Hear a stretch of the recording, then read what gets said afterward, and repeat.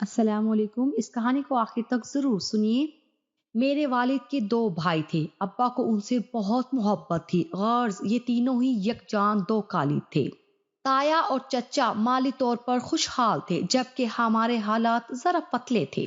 والد نے سوچا کیوں نہ دیار غیر جاؤں، وہاں کی کمائی سے میرے بچے بھی خوشحالی اور سکھ دیکھ لیں گے۔ ان دنوں میں 7 برس کی اور بھیا راحت 9 سال کے تھے کہ ابا جی ہم دونوں کے لیے خوشیاں اور سکھ کمانے کویت چلے گئے۔ ان کا 3 سال کا معاہدہ وہاں کی ایک کمپنی سے ہوا کہ جہاں ان کو ملازمت ملی تھی۔ یہ 3 سال ہم ان کے لوٹ آنے کے منتظر گن گن کر دن گزارتے رہے۔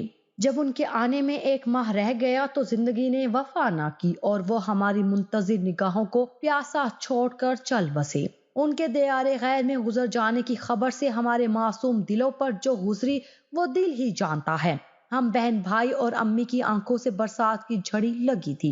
تایا اور چچا بھی اداس تھے، وہ ہماری اشک شوئی کو روز آتے، ہمیں گلے سے لگاتے، امی کو تسلی دیتے، لیکن والدہ کا اب گھر میں اکیلے رہنا دھوبر ہو رہا تھا۔ ان کے سر سے چادر اڑ گئی تھی، وہ جوانی میں اکیلی رہ گئی اور اکیلے رہنے سے ساری دنیا باتیں بنانے لگی تھی۔ تبھی چچا نے ان کو مشورہ دیا کہ بھابھی، دونوں بچوں کے ہمراہ ہمارے ساتھ چلو اور اپنا مکان کرائے پر اٹھا دو۔ ماشاءاللہ میرے گھر میں کافی جگہ ہے اور مکان سے تم کو ہر ماہ معقول کرایہ بھی آتا رہے گا۔ والدہ مان گئی، ان کو ہماری بھی فکر تھی، وہ ہماری دیکھ بھال بغیر سرپرست نہ کر سکتی تھی۔ چاہتی تھی تایا یا چچا کی سرپرستی میں ان کے بچے پروان چڑھے۔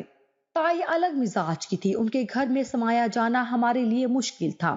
چچا ہمارے سرپرست بن گئے اور چچی نے ہمیں پیار سے رکھ لیا۔ دونوں ہی یہی چاہتی تھی کہ میرا بھائی راحت تعلیم حاصل کر لے تو وہ اپنی لڑکی فیروزہ کو اسے بیاہ دے، مگر راحت بھیا میٹرک نہ کر سکے۔ تبھی چچا مایوس ہو گئے اور اپنی لڑکی کو راحت سے بیاہنے کا ارادہ ترک کیا۔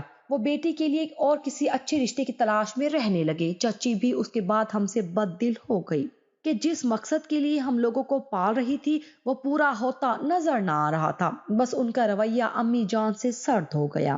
میری والدہ نے ان کی بے رخی کو محسوس کر لیا اور راحت بھائی کے دل پر بھی چوٹ لگی۔ اس نے بہت کوشش کی لیکن پڑھائی میں اس کا دماغ چلا ہی نہیں۔ لگتا تھا جیسے باپ کی دائمی جدائی کے بعد ذہن مفلوج ہو گیا ہو۔ چچا نے راحت کو اپنے ساتھ کام میں بھی لگانے کی کوشش کی، لیکن کاروبار کی سوجھ بوجھ نہ ہونے کے سبب اس کا وہاں بھی جی نہ لگا۔ اس سے غفلت ہو جاتی تو چچا بری طرح ڈانٹتے، کئی گھنٹوں نصیحت کرتے۔ راحت نے اس صورتحال سے پریشان ہو کر ان کے ساتھ کاروبار میں معاونت سے آناکانی شروع کر دی۔ چچا غصے میں آپے سے باہر ہو گئے اور انہوں نے ہم سے منہ پھیر لیا۔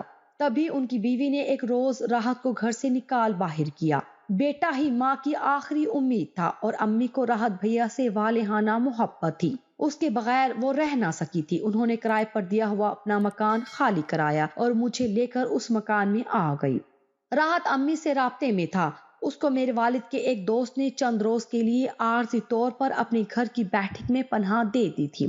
ان کا نام صغیر تھا۔ صغیر صاحب بہت اچھے آدمی تھے۔ انہوں نے میرے بھائی کو بہت سمجھایا کہ تم ہی اپنے گھر کے کفیل ہو، میٹرک مکمل کرو اور کوئی ڈپلومہ کر لو۔ غرض جو کام چچا جان نہ کر سکے، دانائی، صبر، شفقت اور محبت سے منہ بولے چچا صغیر نے کر دکھایا۔ انہوں نے کچھ عرصے میرے بھائی کی تعلیم کا خرچہ اٹھایا کیونکہ وہ خود ایک معلم تھے اور ایک بوائز اسکول کے ہیڈ ماسٹر تھے۔ انہوں نے راحت پر بلا کسی طمع اور غرض کے محنت کی۔ بھائی نے ایف ایس سی انہی کی محنت کی وجہ سے کی اور پھر اس مہربان شخص نے ایک ٹیکنیکل کالج سے الیکٹریکل انجینئرنگ میں ڈپلومہ کروا دیا۔ اب میرے بھائی کو کچھ اور شعور آ چکا تھا، والدہ کی مجبوریوں کا احساس بھی ہو گیا کیونکہ کندھوں پر ماں اور بہن کا بوجھ پڑا تھا۔ وطن میں نوکری نہ ملی تو باہر جا کر کمانے کی سوچی۔ صغیر چچا نے اپنے ایک واقف کار سے کہہ کر دبئی کا ویزا لگوا دیا۔ اللہ بڑا کارساز ہے، جب انسان سچی لگن سے کسی اچھے مقصد کے لیے جتن کرتا ہے، خالق کی حقیقی ضرور مدد کرتا ہے۔ سوچا بھی نہ تھا جس بچے کو لوگ کام چور اور نکما کہتے تھے، وہ اپنی ذمہ داریوں کو اس طرح پوری کرے گا کہ سبھی حیران رہ جائیں گے۔ راحت پہلے ایک برس دبئی میں رہا اور پھر سعودی عرب کی ایک مشہور کمپنی میں اس کی ملازمت ہو گئی۔ وہاں اس نے محنت اور لگن سے کام کیا، 3 سال تک گھر نہ آیا، سخت محنت کی، رقم گھر باقاعدگی سے بھجواتا رہا، اور جب آیا تو ہم اس قابل ہو چکے تھے کہ چچا کے گھر سر اونچا کر کے جا سکتے تھے۔ امی چچا کے گھر گئی اور کہا، اب میرا بیٹا کمانے کے لائق ہو گیا ہے، آپ وعدہ پورا کریں اور راحت کو اپنی فرزندی میں قبول کریں۔ آپ کی بیٹی سے اس کی نسبت بچپن سے طے تھی اور اب یہ فریضہ ادا کرنے کا وقت آ گیا ہے۔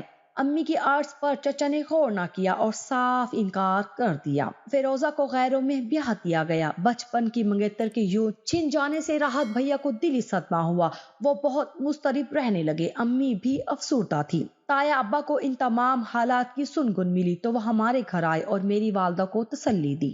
کہنے لگے، حسیب بھی ایک تمہارے بچوں کا چچا نہیں، میں بھی موجود ہوں، اس نے تم لوگوں کو ٹھکرا کر نراش کیا ہے، لیکن میں ایسا نہیں کروں گا۔ تم اپنے بیٹے کو میری فرزندی میں دے دو، انشاءاللہ اپنے بیٹے سے بھی بڑھ کر راحت کا خیال رکھوں گا۔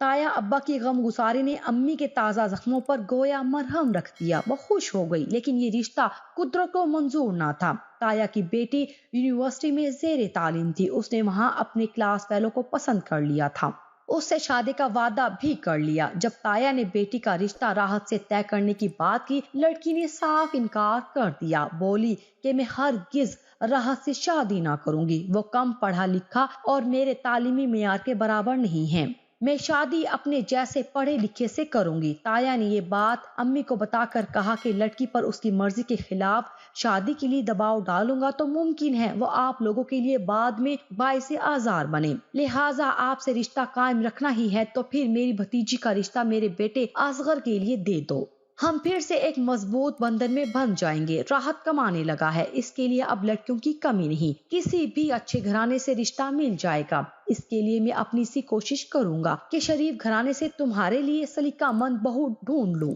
آپ کے بیٹے کا رشتہ سر آنکھوں پر، اصغر بھی میرا بیٹا ہے، میرے بچے یتیم ہیں، آپ ہمارے بڑے ہیں، مجھ کو بیٹی دینے پر کوئی اعتراض نہیں بلکہ خوشی کی بات ہے، شہلا اپنوں میں جائے گی، چچا نہ سہی تایا سہی، آپ دونوں ہی میرے لیے محترم ہو۔ میں نے FA کر لیا تھا اور CT کا کورس کر رہی تھی تاکہ کل کلاں حالات کا مقابلہ کرنا پڑے تو کوئی سند تو ہاتھ میں ہو۔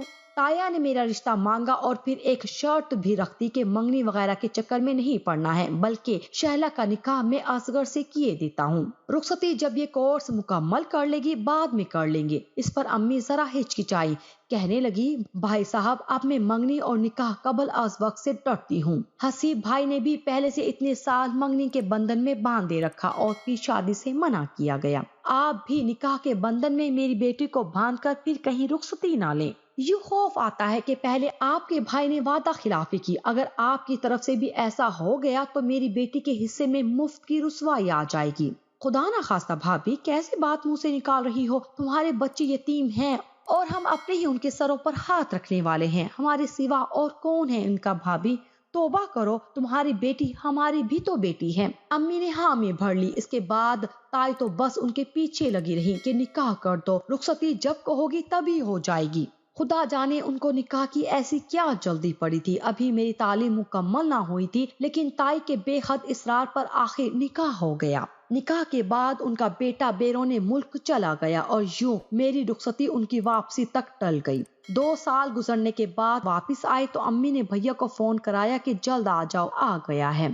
میں رخصتی کے فرض سے اب سب کو دوش ہونا چاہتی ہوں۔ بھائی راحت 15 روز بعد آ گئے اور ساری کمائی اماں کے ہاتھ پر رکھ دی کہ یہ لو، تمام عرصہ کفایت سے اس فرض کی ادائیگی کی خاطر گزارا کرتا رہا ہوں کہ بہن کی شادی عزت سے ہو اور جہیز بھی تایا ابا کے حسب حیثیت دیا جائے تاکہ ہم کو وہ کسی پہلو سے کم تر نہ سمجھے۔ بے شک اپنے ہیں، مگر جانتا ہوں کہ تائی کتنی حریص اور لالچی طبیعت کی ہے۔ میں بہن کی شادی میں کسی قسم کی کمی یا کوتاہی نہیں چاہتا، ورنہ یہ اپنے بھی میری بہن کو یتیم جان کر اس کی بے قدری کریں گے۔ امی نے جہیز کی ہر شے تائی کے کہنے پر ان کی پسند سے لی۔ قیمتی فرنیچر تایا نے خود اپنے ہاتھوں سے تیار کروایا، ڈنر سیٹ، گھریلو استعمال کی اشیاء، غرض ہر شے، ٹی وی، واشنگ مشین تک، یہ سب میرے تائی خود خرید کر لائے اور ہم نے ان کی قیمت ادا کی۔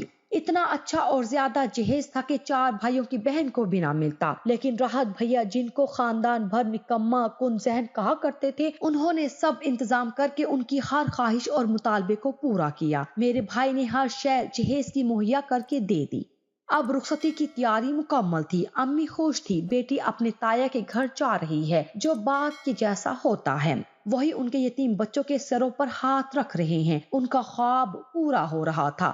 راحت بھائی خوش تھے کہ اپنے ہاتھوں سے بہن کو عزت سے رخصت کر رہا ہوں۔ رخصتی میں ہفتہ رہ گیا تو انہوں نے دلہا کے لیے کار کا مطالبہ کر دیا۔ اب میرے بھائی کے پاس کار خریدنے کے لیے رقم نہ رہی تھی۔ راحت نے تایا سے کہا کہ آپ تھوڑی سی مہلت دے دیں، میں کار لے دوں گا، لیکن اصغر اور ان کی والدہ کو تایا نے پیش رکھا، جنہوں نے کہا کہ جو اب کر دو گے وہ ہو جائے گا، بعد کی بات کا کسے پتا ہے، لے دو یا نہ لے دو۔ راحت بھیا ہکا بکا رہ گئے کہ کیا یہ اپنے ہیں، کیا یہ وہی اپنے ہیں جن سے رشتہ ناتا جوڑنے پر ماں خوش، مطمئن اور مسرور تھی۔ تائی نے کہا، راحت بیٹا، ہم آئندہ کے وعدوں کے پورا ہونے کا انتظار نہیں کر سکتے، میرا بیٹا بھی تو پردیس سے آیا ہے، اس کو واپس جانا ہے، چھٹی ختم ہو جائے گی، ابھی بھی اس کو رشتے بہت ہیں، اگر تم روپے کا انتظام نہیں کر سکتے تو مکان بیچ دو۔ یہ کیسے اتنی جلدی ممکن ہے؟ مکان کے خریدار کیوں کر مل جائیں گے؟ جائیداد بیچنے میں وقت لگتا ہے، پھر کاغذات کی تیاری، رجسٹری وغیرہ، یہ سبھی کام منٹوں میں تو نہیں ہو جاتے۔ یہ تم اپنے تایا پر چھوڑ دو، مختار نامہ ان کو دے جاؤ، وہ مکان بکوا دیں گے۔ تمہاری بہن کا حصہ اس مکان میں ہے نا، وہ یہ رقم بھی الگ کر لیں گے اور شہلا کے نام بینک میں جمع کرا دیں گے۔ رجسٹری وغیرہ کے وقت میری ضرورت پڑے گی، دستخط کون کرے گا؟ راحت حیران تھا کہ یہ اپنے کیسی باتیں کیے جاتے ہیں۔ امی دنگ رہ گئی، راحت کا دل ہی ٹوٹ گیا جب تائی نے کہا کہ اگر تم لکھ کر دے جاؤ کہ مکان میں سالم اپنی بہن کے نام کرتا ہوں اور اپنے حصے سے بھی دستبردار ہو جاؤں تو ہم رخصتی کیے لیتے ہیں۔ دیکھو نا، شہلا لڑکی ہے اور تم مرد ہو اور کما لو گے، ایسے کئی مکان بنوا لو گے، لیکن باپ کا یہ مکان اگر شہلا کو سالم مل گیا تو اس کا مستقبل محفوظ ہو جائے گا، بچی کے پاس اپنا ایک گھر ہوگا، کل کلاں سسرال میں جگہ کی تنگی پڑ گئی تو یہ اپنے شوہر کے ساتھ علیحدہ رہ سکے گی، اس کو تحفظ حاصل ہو جائے گا۔ جو تائی ایسی باتیں کرتی جاتی تھی، تایا ابا بھی بیوی کی تائید میں سر ہلاتے جاتے تھے۔ اصغر کو بھائی نے باہر لے جا کر بات کی، اس نے بھی ماں باپ کی مرضی کی بات کی، امی اور بھائی سے سیدھے منہ بات نہ کی، گویا کہ یہ ہمارے والد کا مکان ہتھیانے کی خاطر مجھ سے شادی کر رہے تھے۔ انہوں نے سوچا کہ عین وقت پر جب اس قسم کا جھگڑا ڈال دیں گے، یہ اپنی عزت کی خاطر مجبور ہو کر بات مان۔ شادی میں 2 دن باقی تھے کہ در پر دستک ہوئی، سب ہی گم گو کی حالت میں تھے۔ میں جا کر پوچھا کون ہے؟ ڈاکیا تھا، اس نے میرا نام لیا کہ اس کی نام کی رجسٹری آئی ہے، وصول کر لیں۔ رجسٹری؟ میں حیران رہ گئی، میرے ہوش گم ہو گئے۔ دستخط کرنے کی بجائے امی اور بھیا کو بتایا، بھائی نے کہا کہ دستخط کر دو، یوں انہوں نے رجسٹری وصول کروائی۔ تایا ابو کا پتہ رجسٹری کے پیچھے درج تھا۔ میں رونے پیٹنے لگی، سمجھ گئی کہ اس لفافے میں کیا بھیجا گیا ہے۔ آج پتا چلا کہ باپ کے نہ ہونے سے دنیا کیا سلوک کرتی ہے۔ بغیر قصور کے مجھے تایا کے گھر سے یہ سند ملی تھی۔ میرا بھائی جو دیار خیر سے سالوں بعد بہن کو رخصت کرنے آیا تھا، اشک بار ہو کر دوبارہ پردیس چلا گیا۔ ماں کو تسلی دی، امی کسی بات کا غم نہ کرنا، اس بار آیا تو بہن کے جہیز میں دینے کو کار کے بغیر نہ آؤں گا۔ اپنی بہن کے سر پر سرخ آنچل ڈالنے کو میرا خون بھی کام آ جائے تو پرواہ نہیں۔ تایا نے کار کی خاطر رشتہ نہ کیا تو کوئی بات نہیں، آگے رشتہ کیا اور ان لوگوں نے بھی کار مانگ لی تو کیا کریں گے، اس لیے اب جہیز مکمل کر کے ہی آؤں گا، کار بھی ہوگی اور جو مطالبہ وہ کریں گے سبھی کچھ کا انتظام کریں گے، آپ لوگوں کو میری طرف سے مایوسی نہ ہوگی۔ بھیا تو میری خوشیاں خریدنے کو کمانے پردیس چلے گئے، ماں نے آنسو بہانے کو اپنا مشغلہ بنا لیا اور میں باپ کی وراثت سمیٹنے کو اکیلی رہ گئی۔ تایا کے گھر سے ورثے میں جو آنسو ملے وہ بھی کم تھے، دل کو یہ کہہ کر سمجھاتی جو ہوا اچھا ہوا، اگر وہ مجھ کو رخصت کرا کر گھر لے جاتے اور بعد میں کوئی بڑا مطالبہ کرتے یا الزام لگا کر طلاق کرا دیتے تو یہ آج کے دکھ سے اور زیادہ ہوتا۔